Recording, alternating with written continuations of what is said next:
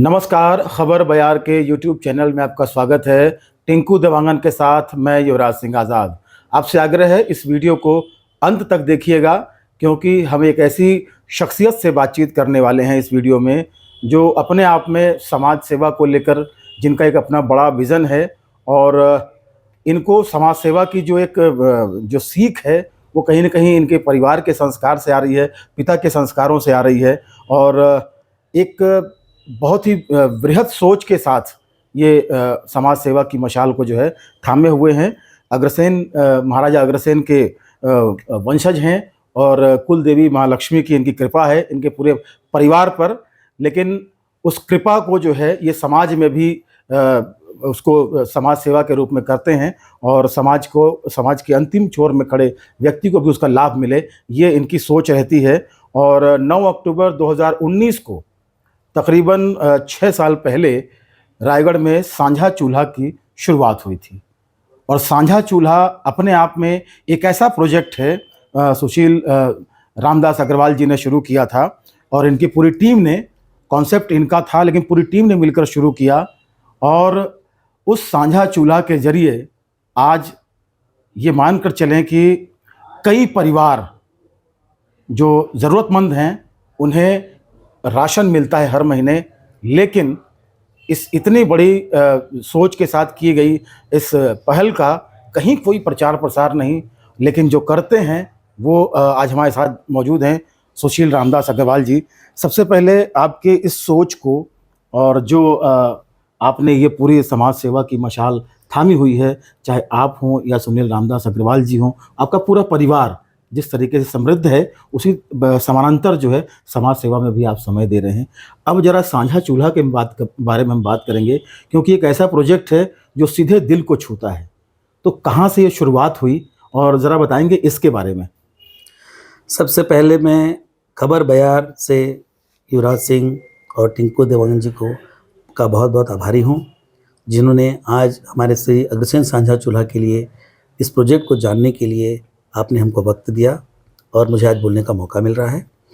श्री अग्रसेन सांझा चूल्हा, ये सोच मेरी बहुत बरसों से थी। 10-15 साल से मैं सोचता था कि चूँकि अग्रवाल संपन्न होता है, एक हमारे यहाँ एक कहावत चली आती है, तो अग्रवाल समाज में भी बहुत से ऐसे लोग हैं जो नौकरी पैसा के लोग हैं, जिनकी पत्नी विधवा हो जाती है, उसका परिवार चलना मुश्किल होता है, जिनके पति निकम्मे होते हैं उसका परिवार चलना मुश्किल होता है। ये मैं बरसों से सोचता था यार, इस अग्रवाल परिवार कैसे चलता होगा। तो लेकिन चूँकि हमारे कुछ मित्र हैं, उनके साथ मैंने चर्चा की, यार मैं अग्रवाल अपने एक समाज में कुछ लोगों की अपनी सेवा करना चाहता हूँ, आप लोगों का साथ चाहिए। तो हम लोग इस अग्रसेन सांझा चूल्हा में 32 लोग ट्रस्टी हैं। इसमें हम लोगों ने मिलकर एक विज़न तैयार किया, क्यों ना हम अग्रवाल समाज के ऐसे व्यक्ति को जिनकी आय कम है, मैं कभी भी इसमें गरीब शब्द या अंतिम छोर के व्यक्ति नहीं बोलता, क्योंकि अंतिम छोर या गरीब कोई होता ही नहीं है। ये हमारे द्वारा, मानव के द्वारा बनाया हुआ ये लाइन है, शब्द है। क्योंकि जिस व्यक्ति की आय कम है और वो अपना परिवार नहीं चला सकता, ऐसे लोगों के लिए हमने स्कीम निकाली। और ये स्कीम ऐसी थी जिसमें नो लिमिट, यदि वो आर्थिक रूप से, यदि उसके घर में राशन नहीं है तो हम आधे रेट में उसको राशन देंगे। यदि उसके पास पढ़ाई के लिए फीस देने के लिए पैसा नहीं है तो हम उसको ये नहीं बोलेंगे कि यार आप जिंदल में पढ़ाते हो कि आप कार्मेल में पढ़ाते हो। हम सामने वाले को हम ये एहसास नहीं कराएंगे कि आपके पास पैसा नहीं है तो आप कम फलाने स्कूल में पढ़ाइए। हम उस स्कूल को बाकायदा फीस देते हैं। यदि वो उच्च शिक्षा ग्रहण करना चाहता है तो हम उसको उच्च शिक्षा के 1 लाख, 2 लाख, 5 लाख जो खर्चा हो हम बिल्कुल देने के लिए तैयार हैं। इसके अलावा शादी में, ब्याह में, मेडिकल की हमारी बहुत बड़ी फैसिलिटी है। रायगढ़ के किसी भी क्लिनिक में चला जाए उसका ओपीडी फ्री है। 30% का जो हमारा दवाई का है वो फ्री है। यदि वो किसी भी प्रकार का टेस्ट डॉक्टर लिखता है तो 50% फ्री है। मतलब हम आर्थिक रूप से सामने वाले को हम चाहते हैं कि वो सक्षम बने, हमारे साथ कंधा से कंधा मिलाकर चले। मेरा ये मानना है, समाज में व्यक्ति यदि आर्थिक रूप से समृद्ध होता है, सारे लोग समृद्ध होते हैं, तभी समाज आगे बढ़ता है। यदि समाज के 80% लोग समृद्ध हैं, 20% लोग समृद्ध नहीं हैं, कमजोर हैं, तो हम उस समाज को कंप्लीट समृद्ध नहीं बोल सकते। और ये सिर्फ अग्रवाल के लिए नहीं है, मैं पूरे हर समाज के लिए एक प्रेरणा देना चाहता हूँ। जैसे हमारा समाज, हमारे समाज को समृद्ध बनाने के लिए श्री अग्रसेन सांझा चूल्हा का जो निर्माण किया है, एक संगठन बनाया है, ऐसा हर समाज में एक सांझा चूल्हा हो। जरूरी नहीं कि वहाँ आर्थिक की जरूरत हो, बहुत सारी काउंसलिंग की जरूरत होती है, बहुत सारी ऐसी चीज़ों की जरूरत होती है जो इंसान नहीं समझ पाता, चाहे वो किसी भी समाज का हो, वहाँ भी एक अग्रसेन साझा चूल्हा का निर्माण होना चाहिए। ये आपने बहुत बड़ी बात बताई सुशील जी, कि साझा चूल्हा, अग्रसेन साझा चूल्हा के माध्यम से ना केवल रसोई की बात आप करते हैं, बल्कि उस परिवार में क्या ज़रूरतें हैं, चाहे वो स्वास्थ्यगत हो या शिक्षा की हो, ये बहुत बड़ी बात है अपने आप में। हम ये जानना चाहेंगे कि हालांकि आप लोगों ने एक अच्छा काम ये किया है कि जो परिवार इससे लाभान्वित हो रहा है, उसकी पहचान आप जाहिर नहीं करते हैं, लेकिन नंबर ऑफ फैमिली, कितने परिवार इससे लाभान्वित हो रहे हैं? इसमें हम लोगों के जो 32 लोगों की टीम है, बजरंग अग्रवाल जी इसमें विशेष रूप से बहुत ज़्यादा ध्यान देते हैं, और हमारे सीए साहब भी हैं, और इस तरह हमारे बहुत लोग, तमाम जो रायगढ़ के समृद्ध लोग हैं इसमें, इस स्कीम में जुड़े हुए हैं, मेरे साथ में कंधा से कंधा मिलाकर चल रहे हैं। पहले मैं उन लोगों का भी धन्यवाद देना चाहूँगा। इसमें हम लोग 102 परिवार ऐसे हैं जो हमारे यहाँ राशन की सुविधा ले रहे हैं, 300 से ऊपर परिवार हैं जो मेडिकल की सुविधा लेते हैं, और समय समय पर हम लोग सैकड़ों बच्चों की फीस बता चुके हैं, उच्च शिक्षा के लिए भेज चुके हैं। जैसे अभी एक हमारे भाई के पास ऑटो पुरानी हो गई थी, उसकी इच्छा थी कि नई ऑटो आ जाए तो मेरी इनकम बढ़ जाए, हमने उनको ऑटो दिलवाया है। हम लोग उनको बिना ब्याज के, यदि कोई काम करना चाहे, व्यापार करना चाहे, तो हम बिना ब्याज के पैसा भी देते हैं, ताकि वो अपनी सुविधा के अनुसार 2 साल 3 साल 5 साल में हमको कमा कर पैसा लौटा दे। तो जब शुरू में मैंने इसकी शुरुआत की थी, तो हमारे कुछ भाइयों ने बोला, यार अग्रवाल में कोई गरीब नहीं होता, और स्वाभिमानी होते हैं अग्रवाल, और ये स्कीम में कोई भी आपसे राशन या अन्य सुविधा नहीं लेके जाएगा। मैंने बोला भैया हम लोग इसको स्टार्ट करके देखते हैं, यदि हमारी सुविधा कोई नहीं लेता है तो हम ये समझेंगे कि हमारे समाज में कोई गरीब ही नहीं है, तो इससे अच्छी तो कोई बात ही नहीं हो सकती। और यदि कोई है तो हम लोग इस स्कीम को इस तरह लेके जाएंगे, इसमें उसका नाम उजागर नहीं होगा, कहीं उसकी पहचान नहीं होगी। सच बताऊं, 5 साल हो गए इस स्कीम को, मैं अपने 102 जितने लाभार्थी हैं, मैं एक को भी नहीं जानता। क्या बात? मैं अध्यक्ष, मैं किसी को नहीं जानता। वो मेरे सामने आके खड़ा होता है अपने मन से, यार मैं आपका कार्डधारी हूँ, तब हम उनको पहचान पाते हैं, अच्छा आप है क्या। तो इसलिए वो शान से हमारी स्कीम का लाभ ले पा रहा है, अन्यथा स्कीम हमारी बहुत पहले बंद हो जाती। 2019 में ये आपने शुरू किया था श्री अग्रसेन साझा चूल्हा, और 2020 में एक वैश्विक महामारी कोविड आ गई। तो कोविड के दौर में भी किस तरीके से आप लोगों ने इस पूरे अभियान को जिंदा रखा? हम लोगों ने 2020 में जब कोविड के दौरान श्री अग्रसेन साझा चूल्हा से हम लोगों ने घर घर खाना पहुंचाने का एक स्कीम तैयार किया। हमारे आनंद नाहड़िया जी, मेरे मित्र पंकज गोयल जी, श्रीतारा होटल वाले, ऐसे करके हम लोग, बजरंग अग्रवाल जी, सब मिल करके हम लोगों ने एक श्रीतारा होटल में खाना बनवाया रसोईया से, तीनों टाइम। ये उस वक्त का दौर है जब भाई भाई को नहीं छूता था, पूरा परिवार कोरोना ग्रस्त हो गया था, और उसके घर में पानी, चाय, दूध तक की कभी जाना नहीं होता था। ऐसे समय में हम लोगों ने 7 वैन का अरेंज किया, पूरे हम लोग के स्टाफ लगे, और हम लोगों के लिए चैलेंज था, पूरे रायगढ़ में 25 किलोमीटर के अंदर हमारी वैन सिर्फ 1 घंटे में खाना पहुंचाना था हमको। और लोग टच नहीं करते थे एक दूसरे को, लेकिन हम बकायदा उसके हाथ में खाना देके आते थे उस पेशेंट के, और खाना इतना लजीज था, इतना स्वादिष्ट था, लोग हमारे खाने का इंतजार करते थे 1 घंटा पहले से कि अग्रसेन साझा चूल्हा से खाना आएगा। कुछ पेशेंट तो हम लोग को व्हाट्सएप के माध्यम से कि भैया हम तो आपके अग्रसेन साझा चूल्हा के खाने से ठीक हुए। तो ये हम लोगों के लिए बहुत बड़ी, हम लोग मानते हैं कि हम लोगों ने वास्तव में बहुत अच्छा काम किया उस समय, जो घर 1.5 महीने तक हम लोगों ने घर राशन पहुंचाया, घर खाना पहुंचाया। जी, अगर बात करें, क्योंकि जब हम इतना बड़ा अभियान लेकर चलते हैं इतनी बड़ी सोच के साथ, तो कहीं ना कहीं हम ये देखते हैं कि किस बजट का ये पूरा का पूरा जो है ये अभियान चल रहा है, तो एक कितना आर्थिक भार जो है वो आप लोगों की संस्था पर पड़ता है, ये अगर हर महीने बात करें तो? यदि मैं आर्थिक भार की बात करूं और यदि इससे जोड़ना चालू कर दूं, तो शायद ये स्कीम बहुत पहले बंद हो जाती। अच्छा, ये नो लिमिट स्कीम है। इसमें चूंकि हम लोगों को पता नहीं रहता कि कब किस तरह की जरूरत किस परिवार को होगी। कभी किसी परिवार को उच्च शिक्षा के लिए पैसे की जरूरत पड़ती है, कभी मेडिकल के लिए पड़ती है, अन्य, क्योंकि चूंकि ये नो लिमिट स्कीम है, आर्थिक रूप से हम अग्रवाल परिवार को किसी भी तरह से आर्थिक परेशानी का सामना न करना पड़े, ये वो स्कीम है। आज तक हम लोगों ने टोटल भी नहीं मारा है कि क्या खर्चा हुआ है और क्या हमारा बजट है, जो लगता है हम देते हैं। जी, आगे क्या कुछ इसका विस्तार देना चाहते हैं श्री अग्रसेन साझा चूल्हा को लेकर? क्या आगे के ऐसा ही चलता रहेगा या कुछ इसमें और नयापन लाने की भी सोच रहे हैं आप? इसमें एक्चुअली नयापन लाने का कोई ज़रूरत ही नहीं है, स्कोप ही नहीं है। बस हम लोग, हमारे जितने भी लाभार्थी हैं, उनसे हम हमेशा निवेदन करते हैं कि जो आप हमारे से सुविधा ले रहे हैं, आप अपना रोजगार खड़ा कीजिए।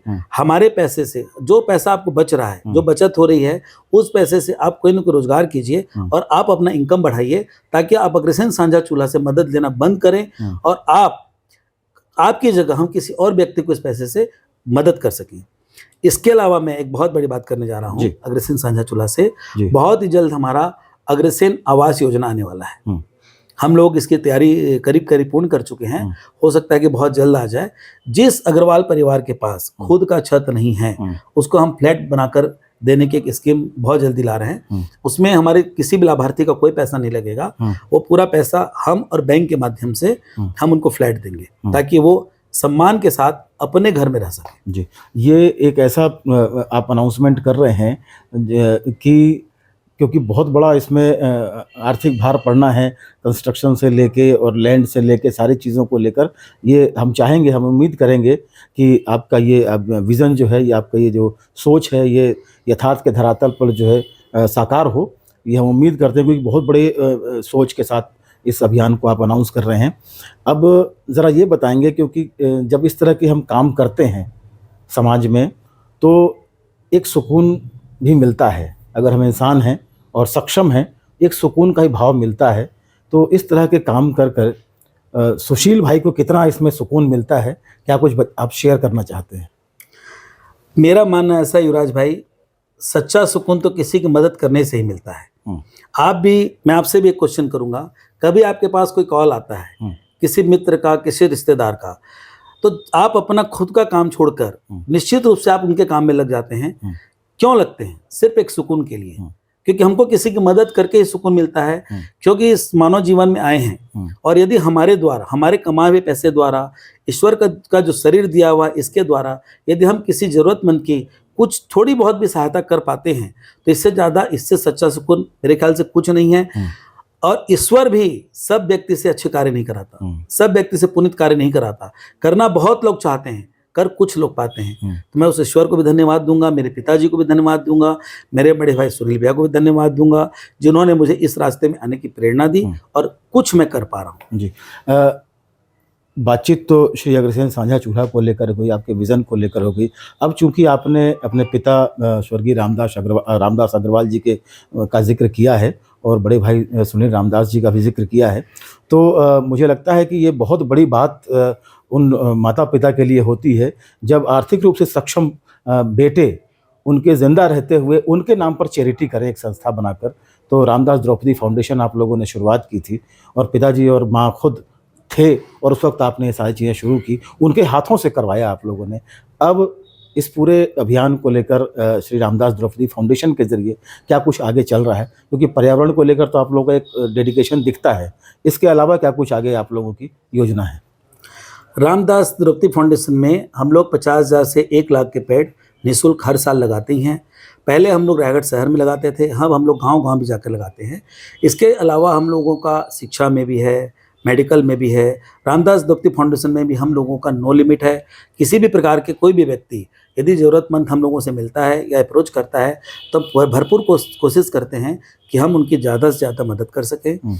और जैसे एक बात आपने कही कि आप आर्थिक समृद्ध हैं और आप करते हैं, मैं बोलता हूं हम करते हैं इसलिए आर्थिक समृद्ध हैं। यदि हम सेवा करते हैं, यदि हम दान पुण्य करते हैं, हम किसी का भला चाहते हैं, तभी ईश्वर हम लोगों को उस लायक बनाता है कि हम किसी का कुछ कर सकें। जी, चेंबर ऑफ कॉमर्स से भी आप जुड़े हुए हैं, आप प्रदेश उपाध्यक्ष हैं, और इसके अलावा बहुत सारी सामाजिक संस्थाओं में, सामाजिक गतिविधियों में आपकी भागीदारी रहती है।